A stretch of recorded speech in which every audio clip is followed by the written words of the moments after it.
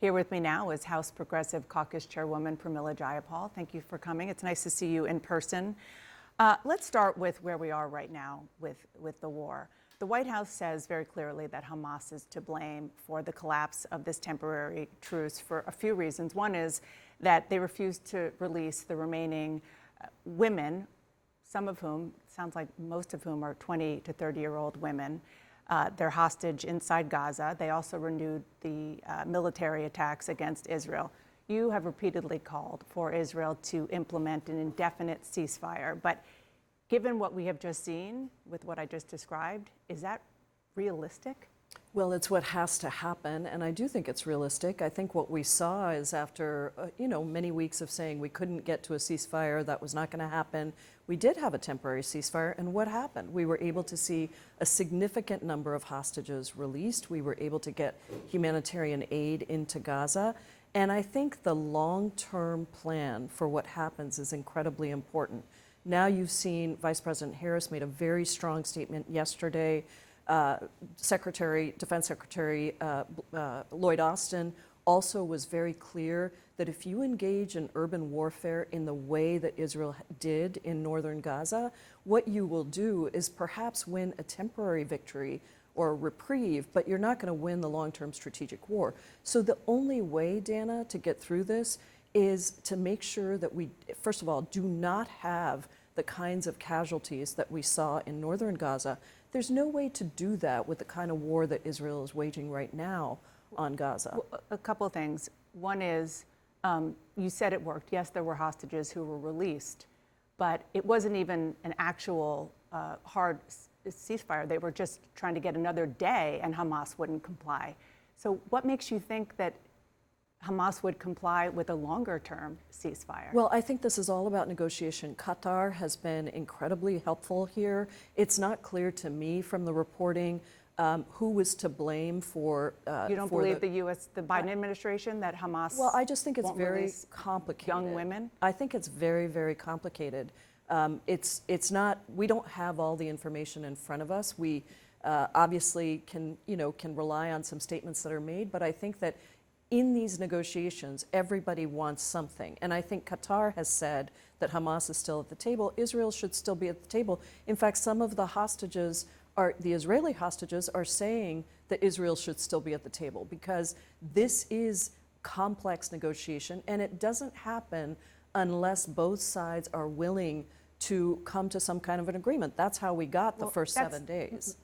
That's a really important point about both sides being willing to come to an agreement, because regardless of what has happened last week, and let's just say there is a more permanent ceasefire, you are hearing from Hamas leaders over and over again that the brutal massacre of the 1,200 Israeli civilians was just the beginning, just a rehearsal, and that they want to continue to do it over and over again. So a ceasefire would keep that brutal terrorist regime in place in Gaza. I don't think that's true. I think that what is true is that Hamas needs to be taken out. It is a terrorist organization. How would you do that? But I think the way to do that, as many terrorism experts have said, is to create a durable and strong coalition of allies within the Middle East, with the United States, with Israel, to make sure that we have a long-term political solution, that there is an alternative to Hamas to lead in Gaza and to establish a state for Palestinians. This is, we have to condemn what Hamas did on October 7th.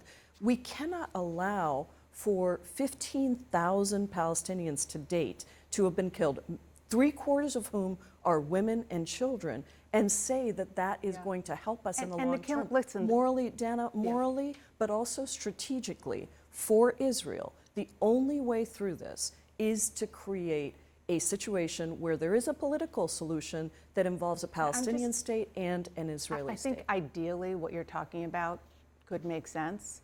It's just unclear how you get from here to there. Who's going to get rid of Hamas if there's no continued war? And I think what you're relying on is the pressure from Arab states. And they haven't been willing to do that. It's not just that, well, part of the reason they haven't been willing to do that is because we have been allowing Israel to literally indiscriminately bomb hospitals, violate international humanitarian law, and so we are creating even pre-October. enemies. Okay, even pre-October 7th. Can I just ask you one more thing about that? You have seen the information and intelligence that Hamas has used its own civilians. The death of civilians it's horrendous. But Hamas has used its own civilians as human shields. Those hospitals and so forth are places where Hamas keeps weapons and keeps its Hamas leadership, that they have their headquarters there. Dana, international humanitarian law says that you cannot attack a hospital unless there are some circumstances. If rockets are fired from that hospital, that is one thing. But hospitals are protected. We have had refugee camps that are bombed.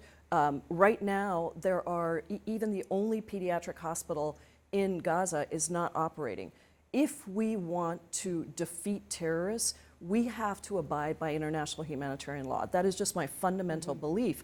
And that at the end of the day, what we need is a lasting coalition that is not going to be formed if Israel continues to do what they are doing. And the United States cannot be backers of this kind of indiscriminate bombing.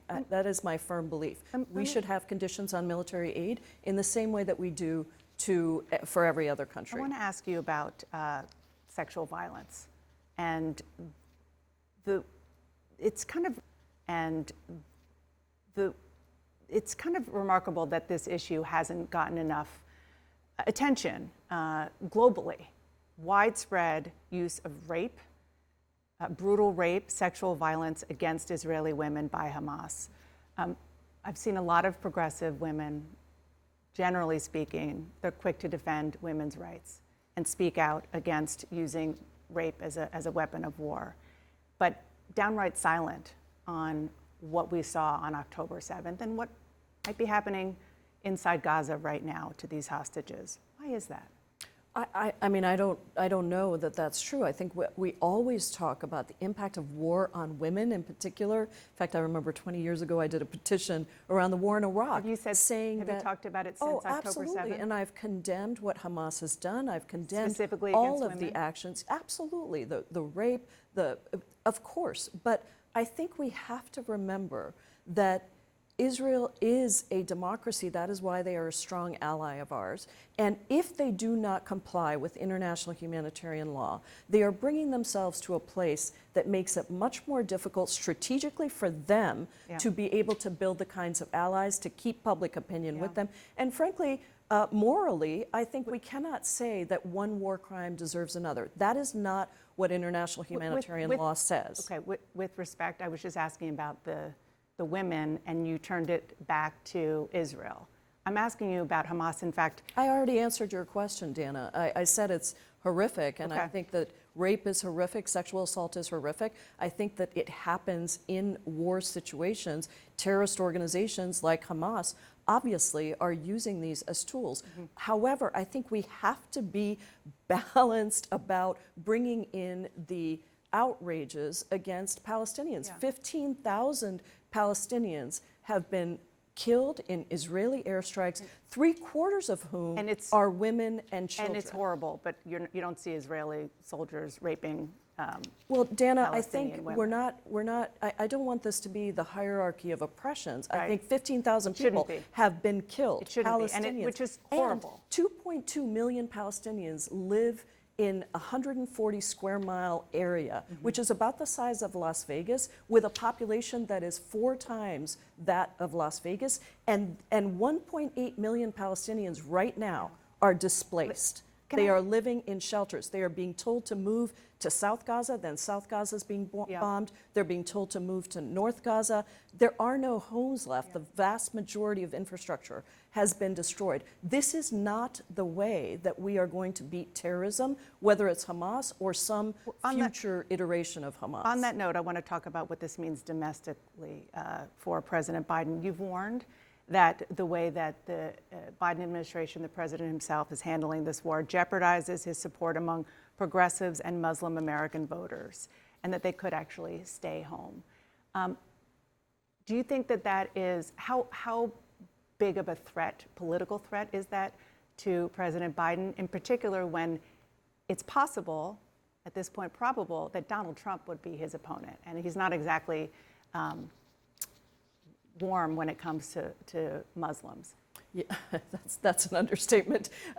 Look, I am a supporter of President Biden. I have been out there for the president, and I will continue to be, even though I think that the way that this, the handling of this war started was unfortunately such that it has alienated huge communities. We have to be realistic about that, and we have to do work right now to address that, not just with outreach here, but actually looking at the situation in the Middle East and recognizing that Palestinians deserve the same respect, innocent Palestinians deserve the same respect as innocent Israelis. And we've got to talk about that. We've got to get to that long-term solution. And at the end of the day, the United States has its reputation to think about globally.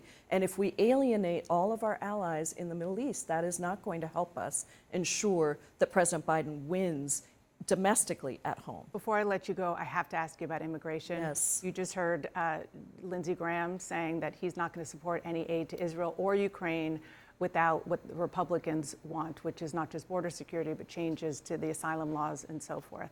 How is that going to get resolved? I don't know, other than the Republicans will have to be called out by putting a bill on the floor that includes that aid, but does not include decimating the asylum system, does not include going back to Trump era safe, what are called safe countries. We called it the Trump transit ban, without decimating parole. They are holding aid for Israel and Ukraine hostage to changes to the asylum system that would destroy the asylum system, things that they could not get done through regular order. And I think we need to put our foot down and say, no, vote on the aid package without those border policy changes, and recognize that some of the things that the Biden administration have been doing have really been working, like the parole system, which has dramatically reduced the numbers of people from the 4 countries that have just recently been granted parole to by 90%. That is the kind of thing, establishing legal pathways is exactly the kind of thing that will address the border, putting more money into asylum officers, into judges. Those are all things that the Biden administration has asked for in its supplemental funding that Republicans are saying, no, we don't want to do. So this is not about addressing the border. This is about destroying the immigration system, something they have not been able to do through regular order, so they want to try and trade destruction of the asylum system for aid for Ukraine. That's just outrageous. We should say no and force them to vote against this critical aid if that's where they want to be. This is really going to be coming to a head very soon. Yes. Thank you so much, Congresswoman. I appreciate you coming on. Thank you, Dana.